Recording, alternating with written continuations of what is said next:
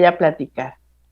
Va a dar la presentación un expositor increíble con una trayectoria impresionante en todo lo que es la medicina cuántica.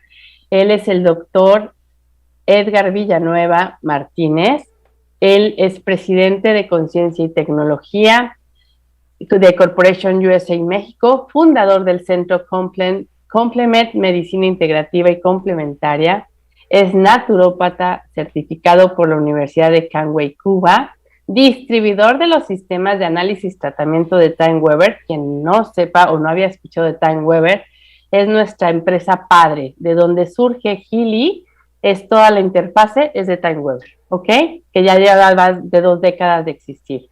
Y bueno, actualmente está él sorprendido, impactado, porque se volvió obviamente usuario del dispositivo Healy y está impresionado de todo lo que podemos hacer con él. Entonces, pues él propone y estructura un camino a conocer todo lo que es la cuántica con nuestra líder Azeneta Bendaño. Así que le cedo el micrófono y esta clase va a ser estupenda y solo es una probadita de un diplomado próximo a iniciar el 1 de junio. Espero les disfrutes. Hola, doctor. ¿Qué tal, Gina? Muy buenas noches a todos, tardes, noches. Gracias por la invitación. Y bueno, pues como si el tema está un poquito largo, vamos a empezar. El tema de hoy vamos a hablar sobre lo que son los padecimientos autoinmunes tratados con electromedicina. La electromedicina, vamos a hablar qué es la electromedicina, fundamentos básicos, muy básicos. Esta clase, la verdad es que creo que nos faltaría mucho tiempo para hablar de electromedicina, cuáles son las implicaciones de esta técnica, sus alcances, porque se ha malinterpretado y también se ha mal usado esta técnica de electromedicina y se ha encasillado en ciertos aspectos. Se le atribuyen solamente ciertos beneficios, por ejemplo, para el tratamiento del dolor o para destruir ciertos microorganismos. Pero la realidad, como bien decía el video con el cual introdujimos, al final de cuentas todo es frecuencia. Las células, los órganos, el sistema nervioso, nuestros pensamientos, nuestras emociones, nuestros sentimientos, etcétera, todo vibra, todo es vibración. Entonces, cuando hay un problema de salud, obviamente esa vibración se altera. Entonces, lo que podemos hacer con la medicina, o más bien con la electromedicina, híjoles, tiene unas implicaciones brutales. ¿Ok? Pero bueno, el día de hoy solamente vamos a ver una pequeña probadita, algunos pequeños ejemplos de lo que se puede hacer con algunos padecimientos autoinmunes de origen infeccioso. ¿Cómo funciona esto? ¿Qué hace? ¿Cómo actúa el cuerpo a través de la electromedicina? ¿Y cuáles son los fundamentos o sobre qué está basada esta técnica?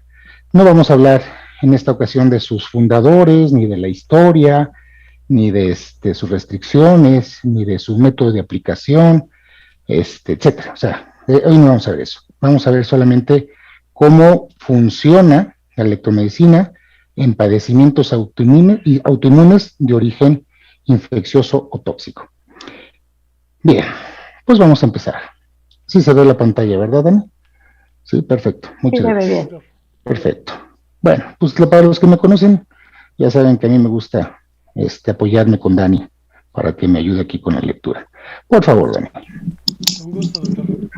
El primer problema en las enfermedades autoinmunes radica en conocer cuál agente infeccioso o tóxico que puede estar relacionado o ser el causante de la etiopatogenia de las enfermedades autoinmunes. Bien. Cuando pensamos de una enfermedad autoinmune, tenemos que primero saber a qué nos estamos enfrentando. ¿Qué es lo que está generando esta respuesta inmune? Porque, curiosamente, muchos de estos padecimientos están relacionados con infecciones de microorganismos. Hoy vamos a hablar de eso específicamente. Pero en muchos otros aspectos, como está pasando actualmente, y créanme que se está convirtiendo en un verdadero problema, por no decir otra palabra, las respuestas autoinmunes a toxinas. Por ejemplo, hay algunos agentes tóxicos, los cuales se nos están introduciendo al organismo, los cuales están generando una respuesta autoinmune y de verdad están generando pues muchos problemas en el área médica, porque pareciera que tuviéramos toda la sintomatología de una enfermedad crónico-degenerativa. Sin embargo, cuando se hacen los análisis y los estudios, todo sale negativo. Bueno, en esos aspectos estaríamos hablando de aspectos tóxicos, pero lo más común, o lo normal, es que normalmente las enfermedades autoinmunes pueden estar asociadas con una infección. Continuamos, Dani, por favor. La identificación de estos factores no solo facilita el entendimiento de su etiología, sino también nos permite perfeccionar las herramientas médicas y terapéuticas para poder enfrentarlas exitosamente. Bien, entonces conocer la etiología de la enfermedad de verdad es muy, muy importante, porque si yo no conozco de dónde proviene la enfermedad, híjoles, pues tampoco tengo un parámetro de acción, no tengo la base para saber qué voy a hacer con esta persona o con este padecimiento.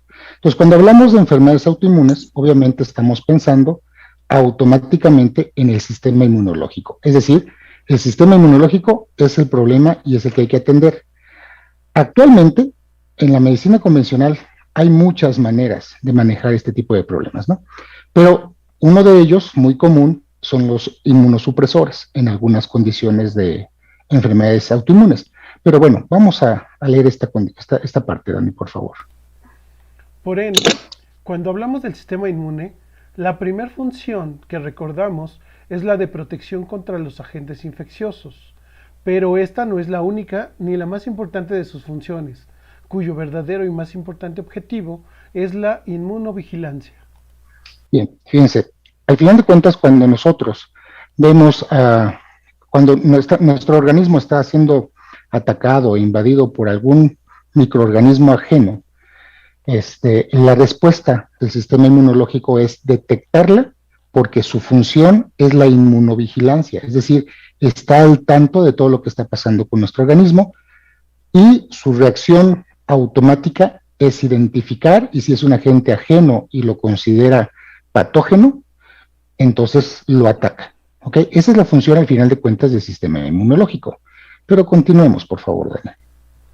Esta inmunovigilancia implica la existencia de un complejo mecanismo de presentación y reconocimiento antigénico, así como también de un riguroso sistema de control y regulación que permita discriminar y aceptar a lo propio y sano, y al mismo tiempo reconocer y atacar a lo extraño y tóxico, condición que se conoce como tolerancia inmunológica. Bien. Y esto lo vemos, por ejemplo, en este tipo de respuestas, ¿no? Por ejemplo, aquí vemos un macrófago buscando las bacterias, identificándolas entre los tejidos celulares para ubicarla y destruirla. O sea, esto que ustedes están viendo es en tiempo real, o sea, obviamente fue una grabación en tiempo real de cómo un macrófago se comporta y cómo empieza a absorber las bacterias o el microorganismo patógeno, y obviamente esa información queda grabada en el sistema inmunológico, y a su vez ya queda como la información para identificar lo que es ajeno de lo que es propio, o de lo que es patógeno de lo que es sano. ¿Ok? Así es como funciona. Continuemos, Dani, por favor. Cuando la tolerancia falla, nos encontramos frente a la aparición de enfermedades inmunológicas que se pueden clasificar en dos grandes grupos. Uno, las reacciones por hipersensibilidad a agentes externos, en donde el sistema inmune reconoce como potencialmente dañino a un elemento no necesariamente peligroso para el organismo. En esta condición, solo monta una respuesta inflamatoria, base de la patogenia de las alergias. 2. Las reacciones de hipersensibilidad contra el propio organismo, situación que da origen a las llamadas enfermedades autoinmunes. Estas últimas pueden ser órgano específico o sistémico, dependiendo del tipo y ubicación del blanco antigénico involucrado. Gracias, Dani. Por ejemplo, a lo que se refiere esta diapositiva, es que hay veces, por ejemplo, que el sistema inmunológico detecta algunos agentes o algunos componentes biológicos o químicos que pueden ser agresivos o pueden ser no compatibles con el mismo organismo, como por ejemplo puede pasar con algo muy común, lo que es el gluten, por ejemplo. El gluten es un alergógeno por naturaleza súper importante. O sea, no hay microorganismo o ser humano que al consumir gluten no tenga una inflamación. Y esto se debe gracias a la respuesta inmunológica del cuerpo porque estamos introduciendo alguna sustancia, algún alimento que es nocivo para el cuerpo, pero no es mortal. Entonces lo único que va a generar es una inflamación, por ejemplo, una colitis, ¿no? Como ejemplo. Pero hay otros aspectos donde hay una respuesta más agresiva del sistema inmunológico, puesto que sí hay o pudiera haber microorganismos o sustancias más agresivas, potencialmente mortales, lo cual puede desencadenar una respuesta inmune más agresiva dentro también del cuerpo. Vamos a entender un poquito a qué nos referimos y vamos a poner ejemplos. Por favor, Dani. Tal es el caso de las bacterias pleomórficas asociadas a muchos síntomas de enfermedades autoinmunes por su capacidad de burlar y confundir al sistema. Bien, miren, las bacterias pleomórficas son ese tipo de bacterias que hasta cierto punto se adaptan a los ataques o a la respuesta inmunológica del sistema. Es decir, como son pleomórficas, son bacterias que mutan, que son de alguna manera tienen cierta inteligencia, tienen cierta capacidad de transformar incluso sus proteínas para que el sistema inmunológico no las detecte, no las ubique y no las destruya. ¿Okay? En muchos de estos casos, esas bacterias pleomórficas están asociadas a enfermedades de verdad un poquito más complejas y serias. Vamos a ver el ejemplo de una muy específica que a veces aquí en México o en Latinoamérica no es tan considerada, pero no quiere decir que no la tengamos, que sea un caso aislado. De hecho, está muy relacionada con muchos de los padecimientos autoinmunes que tenemos, pero que desafortunadamente detectar esta bacteria por ser pleomórfica, es decir, que muta, es difícil de detectar en muchas ocasiones. Vamos a hablar específicamente de esta bacteria. Por favor, Dani. En su libro Cell Walls Deficient Forms, Still Pathogens, forma deficiente de paredes celulares, los agentes patógenos ocultos, la afinada doctora Lydia Matman observó que la bacteria Borrelia, causante de la enfermedad de Lyme, es pleomórfica, cambiando de una espiroqueta a una forma con pared celular deficiente. Sin pared celular, la Borrelia puede eludir las células inmunes del cuerpo, porque éstas no pueden reconocerla. La Borrelia también burla a las células inmunes al alojarse en el cerebro y la médula espinal, y puesto que los agentes patógenos que infectan y residen en el sistema nervioso central no pueden ser detectados por los anticuerpos creados en la sangre. El sistema nervioso central se convierte en una incubadora ideal para la Borrelia porque, al parecer, la espiroqueta emite un nuevo conjunto de genes una vez que se alojan en el cerebro. Bien, gracias, Dani. Fíjense, esta bacteria Borrelia, la cual es la que genera una condición que se llama Lyme. El Lyme es muy común y muy, pues sí, llamémosle aceptado hasta cierto punto en Estados Unidos. Y ahorita vamos a ver por qué en esos países se da más, en los países del norte, porque curiosamente es una bacteria que se genera en algunos animales del bosque, como los venados, por ejemplo. Bueno, lo interesante de esta bacteria que ha llegado a infectar al ser humano, también está relacionada, por ejemplo, con la sífilis. Entonces, son de la misma familia. Son bacterias, por su pleomorfismo, obviamente transforman su condición, pueden cambiar su estructura hasta genética para burlar no solamente el sistema inmunológico, sino incluso para alterar algunas funciones neurológicas del cuerpo. Como diría el doctor Goyce, hacen sus reservorios en el sistema nervioso central, tanto en el cerebro como en la médula espinal. Esto para ellos, o para estas bacterias, pues obviamente es una condición de supervivencia súper práctica, porque el sistema inmunológico que se mueve a través de los vasos sanguíneos o del torrente sanguíneo, pues obviamente no los va a afectar como lo haría en otros tejidos. Vamos a ver exactamente a qué nos referimos con esto. Por favor, Dani. Por definición, los antibióticos funcionan al romper las paredes celulares bacterianas. Y cuando una bacteria no tiene pared celular, los antibióticos no pueden dañarla. Los fármacos no pueden afectar a la Borrelia mientras esté en su forma de pared celular deficiente. La falta de pared celular y por ende la falta de anticuerpos en el sistema también ayuda a explicar por qué la mayoría de las pruebas del IME están tan erradas. Bien, gracias, Dani. Bien, obviamente cuando hablamos de bacterias, el protocolo básico para tratar una infección, pues son antibióticos, ¿no? Y los antibióticos lo que hacen, pues es destruir la membrana celular de la bacteria, o destruir todo lo que sería todo lo que son sus proteínas, y al final de cuentas desintegrarlas. Desafortunadamente, por el uso indiscriminado de antibióticos durante décadas pasadas, las bacterias, por ser pleomórficas, obviamente generaron resistencia a muchos antibióticos. Por eso ahí la Secretaría de Salud hizo bien en restringir el uso indiscriminado de lo que son antibióticos, porque esto ha generado una condición de resistencia bacteriana en muchas otras ocasiones y en otro tipo de bacterias. Lo interesante está en que este tipo de bacteria, que de por sí ya es pleomórfica, es decir, tiene capacidades muy específicas, ha ido alterando y cambiando su estructura, como lo podemos ver en este pequeño video. Esa es la bacteria Borrelia, o se le llaman también espiroquetas, porque tienen esta forma como de sacacorchos, ¿ok? Lo interesante de esta bacteria es que es tan resistente, tan fuerte, que puede penetrar incluso los huesos, puede alojarse dentro de lo que son el sistema óseo, ¿ok? Y así de alguna manera también afectar el sistema nervioso central.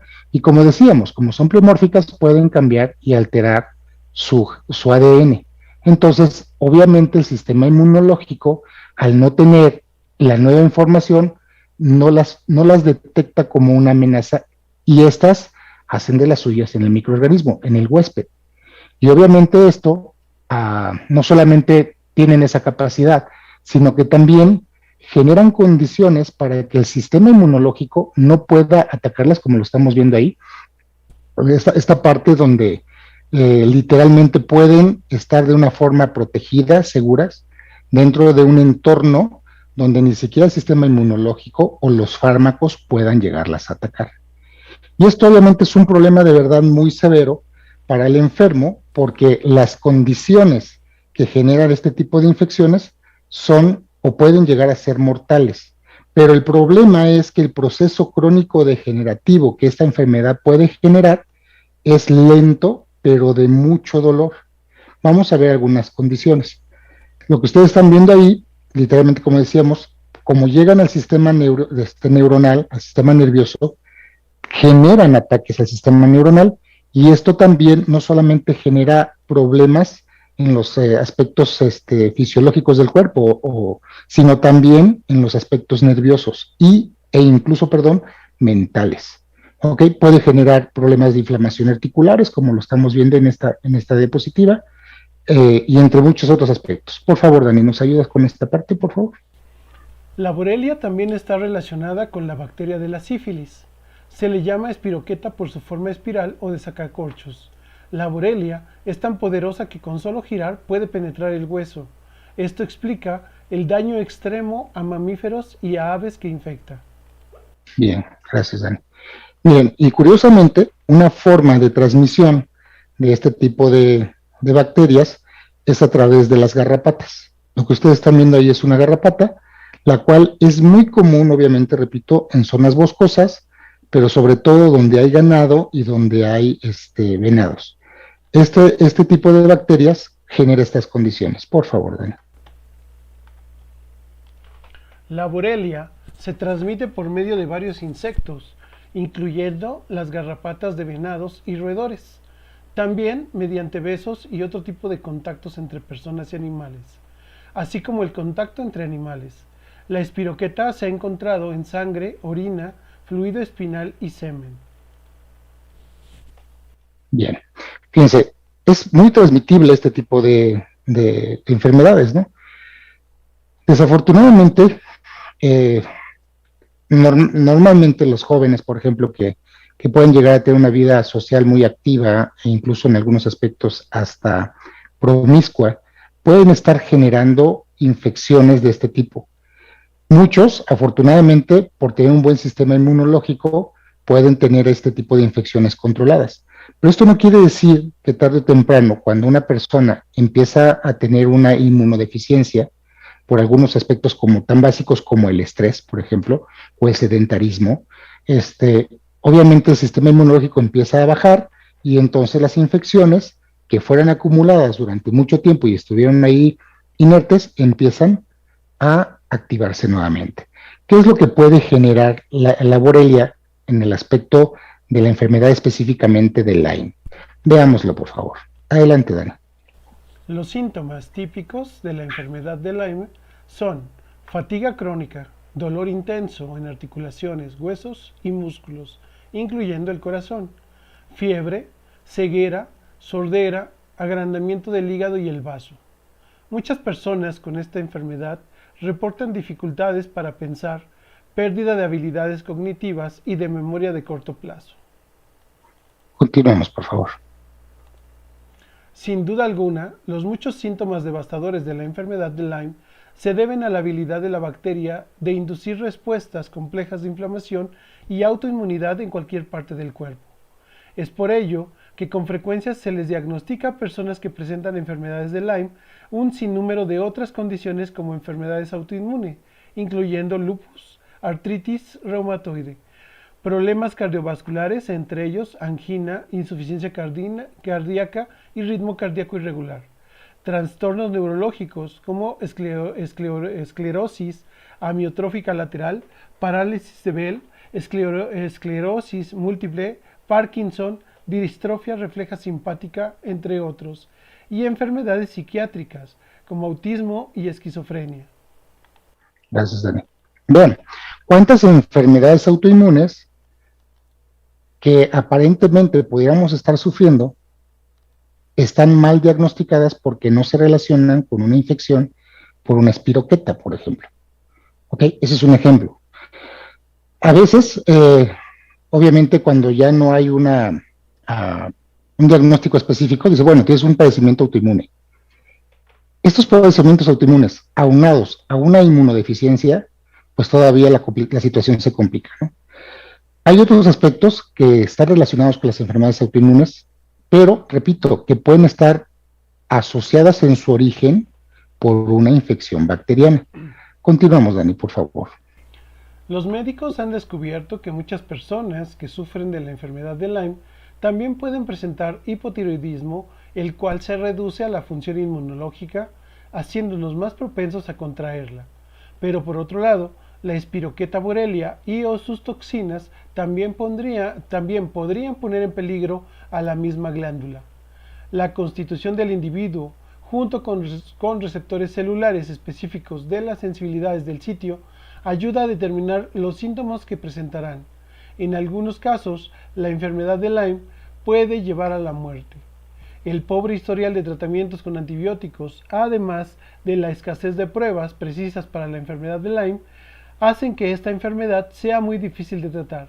Sin embargo, hay personas que han encontrado alivio e incluso una cura permanente cuando están dispuestas a integrar a la medicina convencional otras modalidades complementarias. Bien, gracias, Dani. Bien, estos aspectos, más bien algunos otros aspectos cotidianos podrían estar asociados a infecciones bacterianas mal cuidadas, maltratadas, crónicas, que desarrollan otros aspectos, como por ejemplo un hipotiroidismo, que decíamos hace rato, pueden generar otras condiciones de inmunodeficiencia. Hay otros aspectos o hay otras enfermedades que son generadas de manera autoinmune por otro tipo de infecciones. Veamos algunas de estas. Y esto es interesante porque curiosamente esto se está dando hoy por hoy en la actualidad, sobre todo en niños. Continuamos, Dani, por favor. La Borrelia no es la única infección que puede generar padecimientos autoinmunes. Se ha descubierto que existen otros microorganismos en el desarrollo de este tipo de patologías. Tal es el caso de las infecciones virales como el virus de hepatitis C, síndrome de Sjögren, poliarteritis nudosa y síndrome similar al lupus, asociación con determinados linfomas no Hodgkin, parvovirus humano B19, eritema infeccioso infantil, anemia crónica, trombocitopenia en pacientes inmunocomprometidos, lupus eritematoso sistémico, Epstein-Barr, lupus eritematoso sistémico. Fíjense, o sea, no solamente las bacterias pueden generar problemas autoinmunes, sino, como decíamos hace rato, también las toxinas, pero también los virus. ¿Okay? Muchos virus están generando problemas también autoinmunes. Por ejemplo, el Epstein-Barr o también el virus de hepatitis C, etcétera. O sea, en general hay N cantidad de problemas, tanto virales como bacterianos, que generan, este tipo de condiciones autoinmunes. Bueno, aquí es donde entra entonces la polémica. ¿Cómo trato a mi paciente? ¿Con cargas específicas o fuertes de lo que son antibióticos o antivirales? ¿Qué hago? ¿No? Entonces, ahí es donde a veces el médico se queda un poquito detenido, tanto el médico como el terapeuta. Y obviamente entonces dice, bueno, entonces, ¿qué opciones tiene el médico cuando el fármaco está limitado para tratar patogenias de origen infeccioso? ¿Ok? Entonces, ahí hay una nueva alternativa. Y esta alternativa la conocemos como electromedicina. Por favor, Dani. Las terapias de frecuencias generadas por equipos de electromedicina o generadores de altas frecuencias, como el dispositivo Healy, es una alternativa complementaria para el tratamiento de las enfermedades autoinmunes y su relación u origen infeccioso.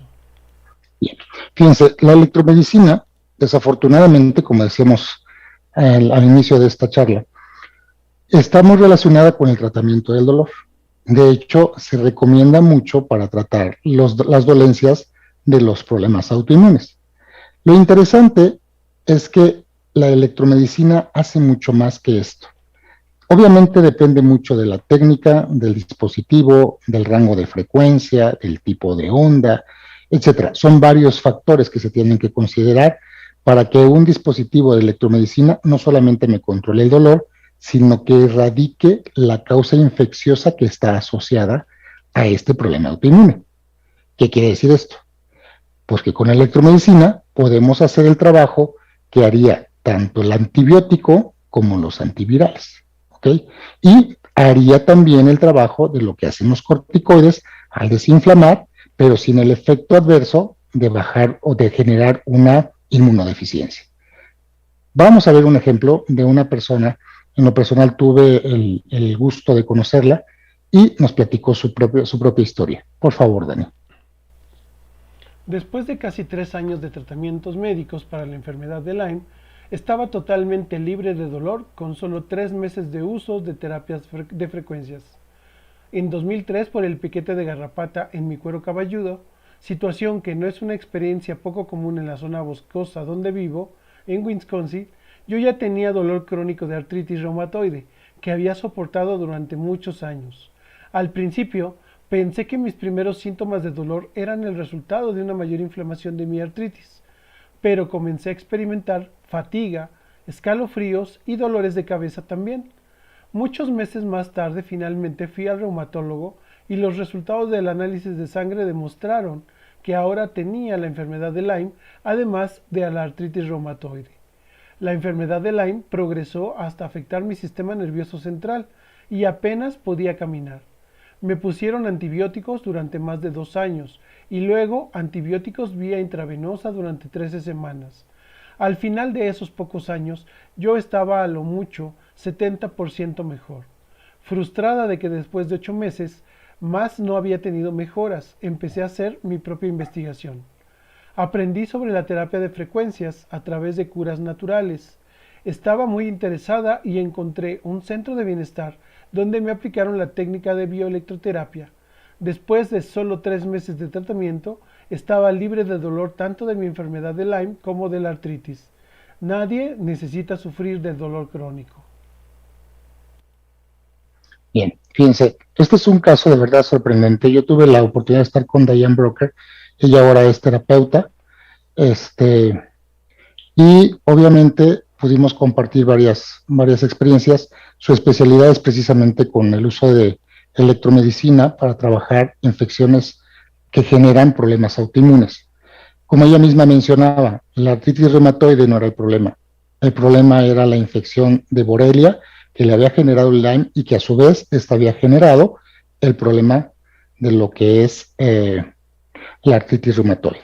Entonces, los fármacos obviamente tenían cierto efecto temporal con sus secuelas o efectos colaterales que ella misma mencionaba, ¿no?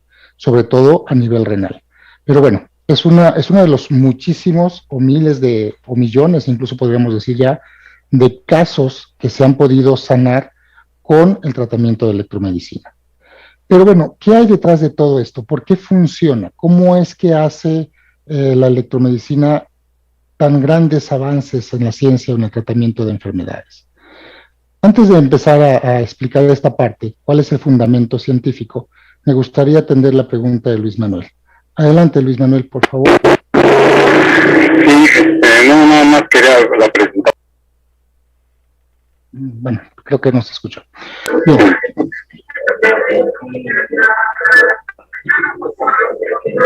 Perdón, Luis Manuel, hay bastante ruido.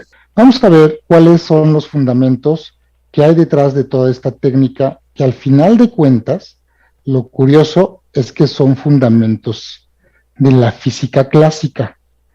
Aquí los fundamentos que dieron pauta para que esta técnica de electromedicina se diera no fueron originalmente creados bajo los principios de la física cuántica, sino de la física clásica, la física newtoniana. Vamos a ver cómo es que hay de verdad diferentes laboratorios de investigación que hacen un trabajo exorbitante sobre cómo detectar las frecuencias correctas para tratar este tipo de condiciones. Vamos a ver la siguiente diapositiva, por favor. Por favor, Dani. Todo tiene una frecuencia resonante. A ver, perdón, Dani, pero discúlpame. Perdón. Ahí está ya, discúlpame.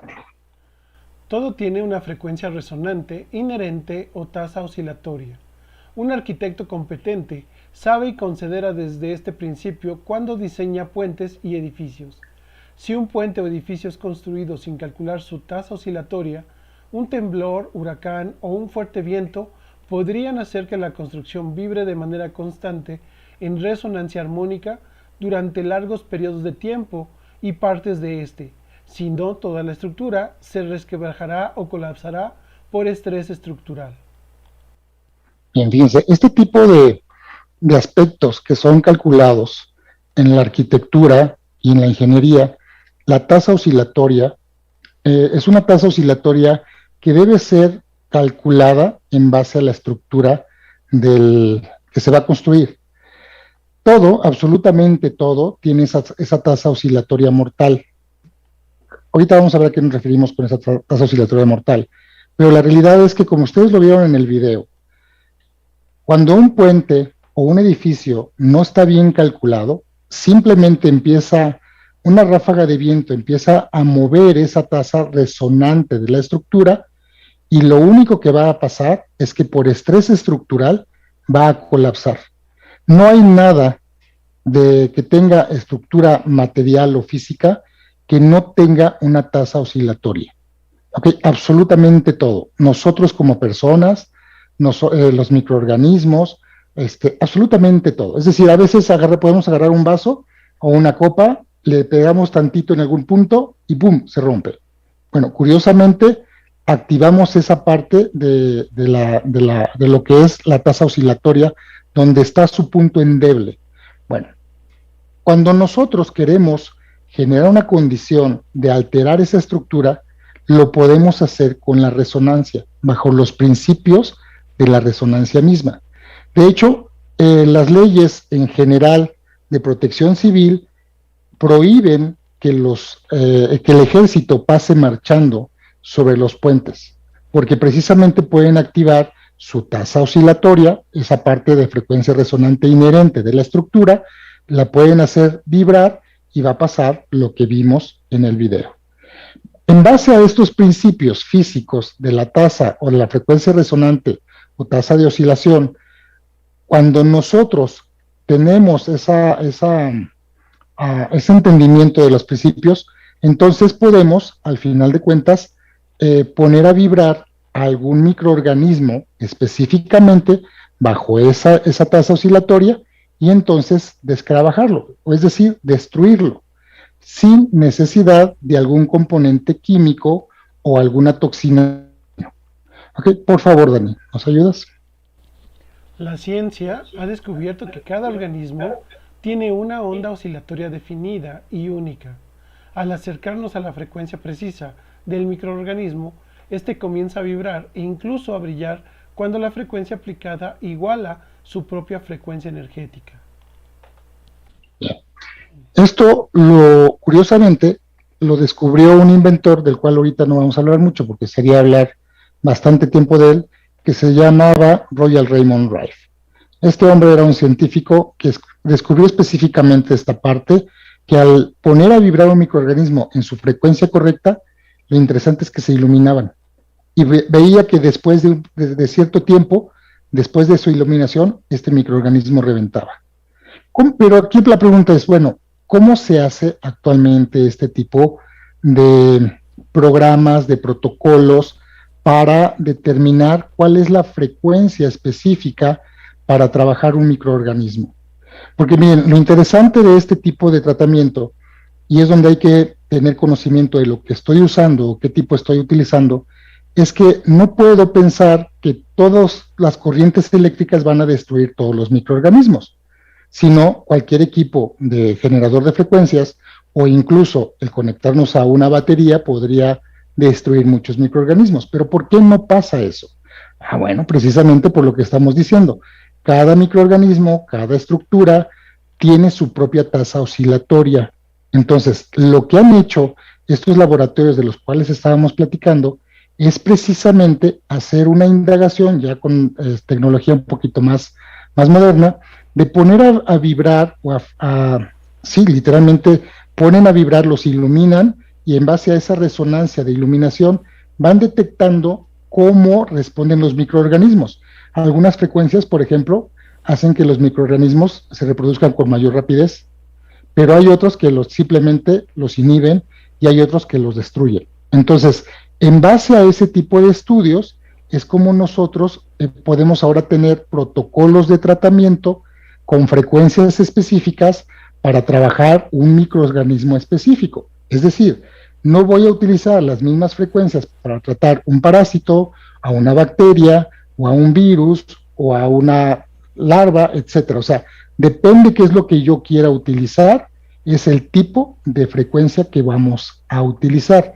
Por eso es importante saber la capacidad de frecuencias que genera mi dispositivo.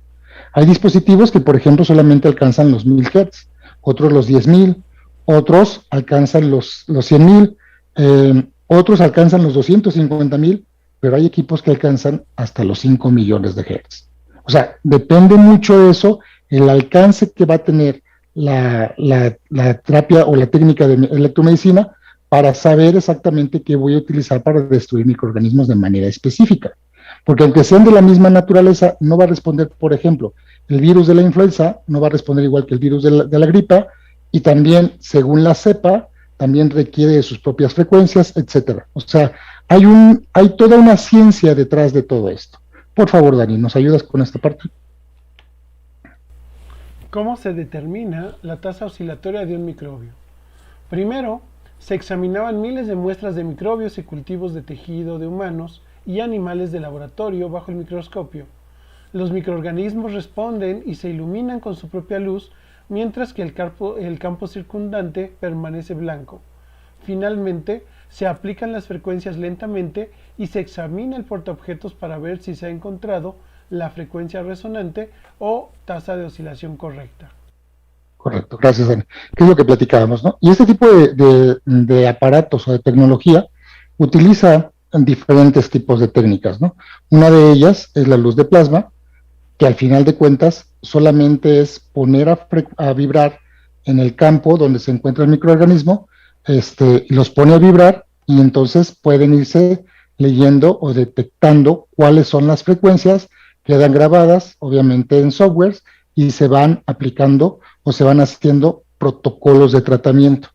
Entonces, repito, depende mucho los resultados dependen mucho de la calidad del equipo que se esté utilizando para tener un efecto específico. Porque como bien dijimos hace rato, podemos destruir, podemos estimular, podemos dar analgesia o simplemente inhibir. ¿Ok? Y obviamente pues hay diferentes técnicas. Unas de estas son las que tienen que ver, por ejemplo, con el láser o con la luz de plasma, etcétera, o incluso los rayos infrarrojos. Por favor, Dani. La capacidad de tratamiento de infecciones está basada en la tasa oscilatoria mortal de cada organismo. Obteniendo esta información, se programa a los equipos con esas frecuencias para posteriormente ser aplicadas en forma de luz, electrodos o sonido, ondas escalares. Bien, esto de las ondas escalares lo vamos a ver en la capacitación del próximo mes, para los que estén incluidos en el curso. Dani nos va a explicar bastante de esto, él es el experto en el tema, pero vamos a hablar muchísimo de esto. Entonces, estas ondas escalares obviamente estimulan no solamente los microorganismos, como dijimos, pueden destruir cualquier estructura. Y un ejemplo muy común, el que se utiliza en esta técnica, obviamente es el de la copa que se puede romper o destrozar por sonido. Por favor, Dani. La destrucción de un microorganismo a menudo se ha comparado con el ejemplo de una soprano que canta a un tono puro y enfocado, que rompe una copa de cristal por estrés estructural con la frecuencia resonante o tasa oscilatoria igual a la nota en particular que emite la copa. Bien. Entonces, eso es lo que hacemos con la terapia de frecuencias. Ojo con esto, cuando quiero destruir un agente patógeno que me está alterando el sistema inmunológico, y no solamente alterando, sino incluso burlando, y que no me permite llegar a lugares donde el sistema inmunológico no llega. Lo dijimos hace rato, por ejemplo, el sistema inmunológico, la bacteria Borrelia, al estar ya en el sistema nervioso central, para el sistema inmunológico prácticamente es imposible destruirlo, y los fármacos igual, porque no se mueven a través de la sangre, pero no hay microorganismo que no sea afectado por la terapia de frecuencias, y mucho menos por la frecuencia o la electricidad que puede correr a través del cuerpo. Entonces, por eso es que la técnica de electromedicina tiene un efecto complementario y a veces, en algunos aspectos, ojo con esto, en algunos aspectos a veces superior a la terapéutica convencional. ¿Ok? ¿Por qué? Porque al final de cuentas no importa dónde esté alojado el microorganismo, si está dentro del sistema óseo, está escondido ahí, o dentro del hígado, o dentro de los riñones, o en alguna parte muy bien cuidada y protegida, la frecuencia de la corriente eléctrica va a pasar por ahí. ¿Ok? Sin hacer el daño a otros tejidos, porque otros tejidos no están vibrando a esa tasa oscilatoria y por ende no son afectados o destruidos como sería en este caso el microorganismo. ¿Se va comprendiendo lo que estoy explicando? Ok. Continuamos, por favor. Cuando aplicamos la tasa oscilatoria mortal, los microorganismos simplemente se debilitan y pierden su motilidad, se retuercen y finalmente se juntan en grupos agonizantes. Algunos tipos explotan o se desintegran. Como lo estamos viendo exactamente en el video. O sea, eso que están viendo ustedes ahí es una bacteria que tiene el mismo efecto que haríamos con un antibiótico, sin los efectos tóxicos o adversos o invasivos, ni los efectos colaterales que pudiera tener el uso indiscriminado de algún fármaco. ¿Ok? Y eso es lo que hace. Y entonces ahí, obviamente, llega el sistema inmunológico, los macrófagos, etcétera, limpian, pero guardan la información. Y esto hace que el sistema inmunológico esté todavía más alerta, esté actualizado sobre el tipo de microorganismos que los cuales hay que atacar. Continuamos, por favor. Microorganismos destruidos con frecuencias específicas. El principio es que las frecuencias emitidas por los equipos electromédicos cambian el campo electromagnético. Esto altera el voltaje de la pared celular de los microorganismos y si alteramos su voltaje, alteremos su pH. Incluso una pequeña alteración del voltaje podía afectar desfavorablemente la integridad estructural de un organismo y desestabilizarlo. Esto no solo altera las frecuencias en Hertz, sino que tiene una incidencia más profunda de debilitar los patógenos en cuestión. Bien, gracias. Entonces, ven, en pocos segundos, porque esto que vieron ustedes es en tiempo real, al final de cuentas, se destruyen los microorganismos sin, repito, sin un efecto tóxico ni invasivo. Pero obviamente, lograr estos efectos y tener una respuesta como la que queremos, tiene su metodología. Es como todo, una técnica a la cual si la sabemos aplicar, si respetamos sus implicaciones, sus alcances, podemos entonces tener resultados maravillosos. Que al final de cuentas, esa es la intención de este tipo de capacitaciones. ¿Okay? Y eso es lo que logramos.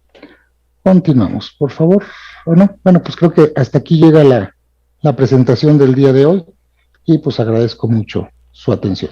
Si tienen alguna duda o pregunta, aquí estoy para servirles. Muchísimas gracias, doctor Edgar Villanueva. Hay algunas preguntas. Es transmitida por la garrapata y por eso, no, eso lo dijo esta Lili Rangel. Puede ser el caso de la psoriasis y las alergias. Sí, todas las enfermedades, la psoriasis es una enfermedad autoinmune que está muy asociado con el sistema nervioso, obviamente, pero la ventaja que tenemos en el caso de Healy, es que podemos indagar cuál es su origen y aplicar, con eso colaboraríamos con el punto azul, y aplicar el tratamiento específico con el punto rosa. Pero de que trabaja sobre los aspectos autoinmunes el punto rosa, definitivamente. Aquí dice Natalia Álvarez, ¿y cómo se diagnostica? Bueno, es que ahí ya sería otro tipo de formación. De hecho, la TAMLUS tiene por ahí varias grabaciones que puede ayudarles para saber cómo diagnosticar y cómo saber punto azul para poder determinar el origen que tiene que ver con cada padecimiento autoinmune. Repito, no todas las enfermedades, por ejemplo, en el caso de la psoriasis, puede estar relacionado con un problema tóxico, puede estar relacionado o de toxicidad, o puede estar relacionado con un problema de un agente biológico, patógeno, ¿no? Entonces, ahí es donde nos sirve mucho la física cuántica para determinar cuál es el origen y, por ende, sabiendo cuál es el origen, dar el tratamiento adecuado. Lo que tenemos que hacer con el dolor y con todos los padecimientos o enfermedades en general es interpretarlas antes de tratarlas. Teniendo ya la interpretación, podemos saber qué es lo que está queriendo decir el cuerpo físico, porque el cuerpo físico es una entidad individual, ¿ok? Se piensa, actúa, tiene procesos independientes, autónomos, ¿ok? Entonces hay que interpretar qué está queriendo decirme el cuerpo o qué está queriendo decirme el alma a través también del dolor. Entonces, el dolor no siempre se siente físicamente, pero hay dolor emocional, hay dolor mental, o sea, en fin, hay otros tipos de dolor. Entonces, que al final de cuentas, cuando no son atendidos, se somatizan y se sienten físicamente. Ahí es donde entra la app azul. ¿Okay? La app azul me puede decir cuál es el origen de ese dolor, trabajar la información, borrarlo y transmutarlo y por ende ese dolor desaparece. Pero si es un dolor físico que yo requiero trabajar, puedo trabajarlo también con la app rosa y con la app azul a la par. O sea, no es específicamente la app rosa solamente para tratar dolores. Eso es uno de los graves errores que se maneja en la medicina, en la electromedicina. Por eso es que nos vemos en la necesidad de dar más capacitaciones más de fondo de cómo usarlo, qué implicaciones tiene, qué restricciones tiene, hasta cuándo sí, cuándo no, etcétera. O sea, porque es una técnica de verdad maravillosa. Yo llevo 20 años prácticamente practicando la electromedicina.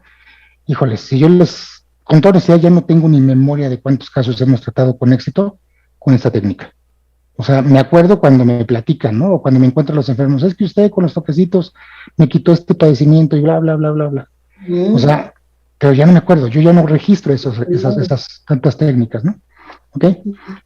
espero haber contestado la pregunta. Bueno, sí, a mí sí me quedó, pero dice una persona, Lenny, con la aplicación azul se puede tratar una contractura constante que inicia en la articulación de la mandíbula y va hacia el cuello, espalda y pierna. Sí, sí. Es que, miren, a lo mejor es que no ha quedado claro o no ha quedado claro cómo funciona la cuántica. O sea, estas preguntas, disculpen, no estoy queriendo ni ofenderlos ni mucho menos, todo lo contrario. Creo que necesitan un poquito más de información de cómo funciona la cuántica, qué es la cuántica, ¿ok? Y cómo podemos, por ejemplo, trabajar este tipo de dolencias físicas a través de la información. Porque al final de cuentas, todos los procesos físicos, todo lo que es materia, todo lo que vemos, todo empieza en el proceso informacional, ¿ok? En aspectos que no se ven. Y por ende, hay que tratarse esos aspectos.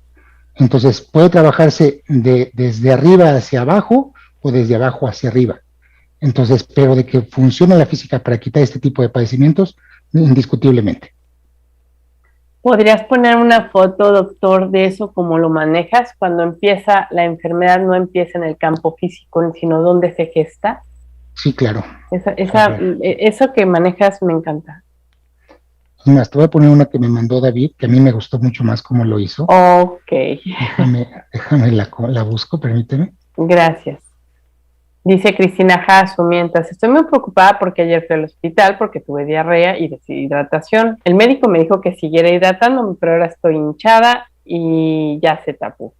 Bueno, ¿qué está causando la diarrea? ¿Qué no estás pudiendo digerir? ¿Ya te hiciste análisis de Healy? Es importante saber emocionalmente qué qué proceso emocional estás llevando para que la diarrea esté actuando o porque estás vulnerable o bajo tu sistema. Hay muchos factores. Claro. Y déjame ver si hay otra pregunta. Del curso ya de informes, si es un curso que tiene un costo preferencial para la TAMLUZ de tan solo 1,600 pesos mensuales. Su duración en este próximo que se llama Electromedicina Aplicada es de 2 meses. Tienes 2 horarios, tú puedes elegir entrar al de la mañana o al de la tarde o ambos según te acomodes. Es de 10 de la mañana a 2 de la tarde y de 7 de la noche a 10 de la noche, de 7 p.m. a 10 p.m. Y hay una página donde te dan material, te dan un cuadernillo, estamos estudiando, estamos practicando. Adelante, doctor. Okay. ¿Se ve ahí sí. la imagen? Bien. Sí. Bien, esta diapositiva la presentamos en el evento que hubo en Monterrey, tratando de explicar cómo funcionan los procesos cuánticos y los procesos físicos. A esto yo le denominé como el círculo de la enfermedad, ¿no? Cómo se gesta una enfermedad. Lo que ustedes pueden ver aquí, esta parte de lo que está acá en rosa, tiene mucho que ver con los aspectos del campo de información. La experiencia clínica, los aspectos o los conocimientos en bioenergética, en física cuántica, etcétera, corroboran lo que muchos médicos, incluso muchos homeópatas, han estado explicando. Todo conflicto más bien toda enfermedad o todo paciente, todo padecimiento se gesta como un conflicto informacional. Este conflicto obviamente puede estar siendo generado por la pérdida del sentido de la vida, por las creencias, por la genealogía, por lo que nosotros vamos aprendiendo y adoptando, por esos pensamientos negativos y limitantes, etcétera. Cuando yo tengo ciertas creencias, por ejemplo, una creencia muy básica, muy común, es los hombres no deben llorar, ¿ok? Entonces, esa parte de suprimir o de reprimir las emociones y no gestionarlas, y no generar el sentimiento del llanto o esta acción de llanto puede generar muchos conflictos a nivel emocional, pero también antes de emocional mental. ¿Por qué? Porque obviamente me va a distorsionar lo que conocemos como realidad. Me va a hacer ver este desequilibrio mental por esas creencias que no son las saludables o que son limitantes o son patológicas, ya sea que me las hayan impuesto, heredado o metido a la fuerza. Entonces, obviamente esto me va a generar un conflicto existencial y esto me va a alterar el concepto que yo tengo de lo que es la realidad. Esta desintonía que tiene entre el conflicto informacional más mis creencias me va a generar problemas o desequilibrios energéticos. Estos desequilibrios energéticos obviamente van a alterar el flujo de la energía que se mueve a través de mi cuerpo, ya sea a través de los sistemas llamados chakras o de los meridianos, ¿ok? Y la manera en cómo yo incluso absorbo y proceso la energía de todo lo que es mi entorno, de todo lo que es el cosmos, el planeta, de los afectos, de la familia, etcétera. Todo esto va a generar desequilibrios que tarde o temprano van a empezar a somatizarse porque estos desequilibrios energéticos van a alterar sobre todo las funciones glandulares. Las glándulas son centros energéticos que cuando yo estoy en esta desarmonía, obviamente empiezo mis glándulas a trabajar de una manera desarmónica, en desequilibrio, y obviamente pueden estar generando más o menos neurotransmisores y hormonas que pueden estar generando conflictos en cómo yo voy a sentir y experimentar las experiencias. Y esos sentimientos que son generados por las emociones van gestando o manifestando cuando son permanentes, por ejemplo, el estrés, cuando es constante, va a generar alteraciones en el flujo energético del cuerpo. En el caso del estrés puede estar afectando directamente lo que son las lumbares, todo lo que es la cuarta y quinta lumbar, por ejemplo, ¿no? Afectan las lumbares o empiezan a afectar otros sistemas, eleva los niveles de cortisol, puede elevar la presión arterial, etcétera, etcétera. O sea, empieza todo un proceso de manifestaciones físicas a los que decíamos hace rato, pueden ser síntomas o dolencias leves. Todo empieza en un proceso. Cuando yo me tomo un analgésico, cuando yo me doy una técnica, ya sea natural o alternativa o como ustedes quieran, y controlo la enfermedad o el padecimiento, pero no atendí nada de esto, nada de lo que no se ve, entonces el proceso sigue un proceso degenerativo. Y entonces de ser una manifestación física o una sintomatología, se presentan enfermedades o infecciones o ya empiezan a generarse enfermedades crónico-degenerativas, ¿no? Empieza a pasar todo un proceso. Y así es como va aumentando la enfermedad y ya cuando llega a un proceso crónico-degenerativo, obviamente, pues llega o está muy cercana la muerte. Y entonces así empieza todo el proceso. Y según la física cuántica, pues con la muerte no se termina la historia. O sea, simplemente es una evaluación de una experiencia de espacio-tiempo específico donde yo evalúo si aprendí o no aprendí en mi proceso evolutivo álmico. Y así es como funciona esto. No sé si quedó más o menos claro.